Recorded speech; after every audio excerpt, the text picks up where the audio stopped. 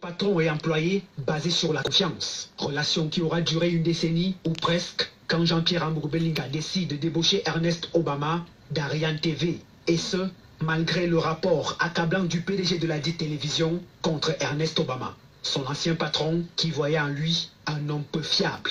Jean-Pierre Amourou Belinga va donc, malgré ce rapport, donner la chance à ces derniers.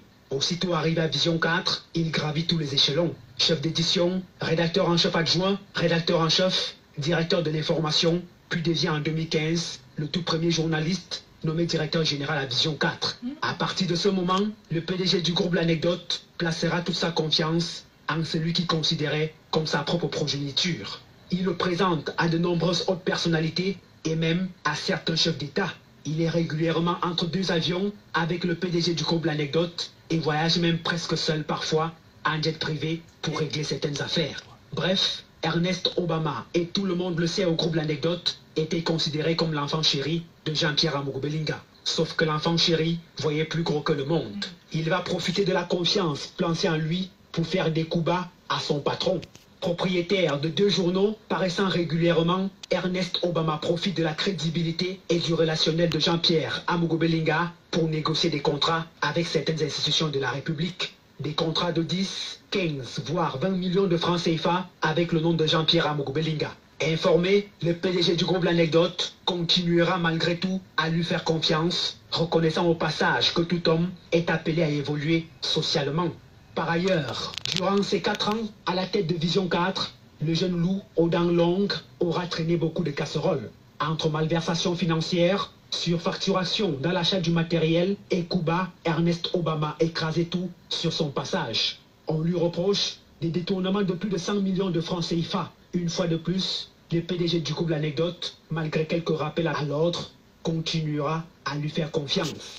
Mais là où le bas blesse, il y a quelques jours, c'est quand Jean-Pierre Amourou Belinga apprend des sources bien introduites que son ancien directeur s'est allié à un opposant en République centrafricaine pour être son directeur de campagne contre le professeur Faustin Archange Touadéra lors de la prochaine élection présidentielle. Et pour masquer cette ambition, l'ancien directeur des rédactions du journal L'Anecdote va subtilement publier cette affiche qui annonçait l'apparition d'un livre sur les activités humanitaires de Paul Biya. Lequel livre est préfacé par le président centrafricain et postfacé par Samuel Vondo Ayolo, directeur de cabinet civil à la présidence de la République. Lesquelles personnalités qui, aux dernières nouvelles, ne sont associées à ce livre. Ajoutez à cela la publication des documents et informations confidentielles appartenant au groupe L'Anecdote. L'accumulation de tous ces faits va finalement faire sortir Jean-Pierre Amourou Belinga de ses gonds.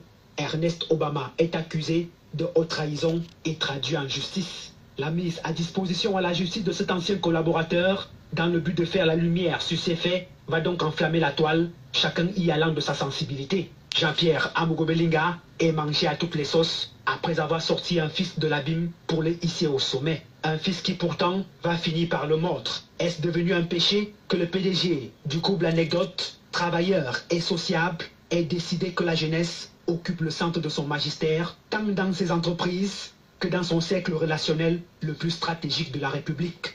Sauf mauvaise foi, l'analyse objective de cette actualité commande que soient pris en compte les paramètres selon lesquels un manager ne tergiverse pas face à une dose de confiance et de confidence.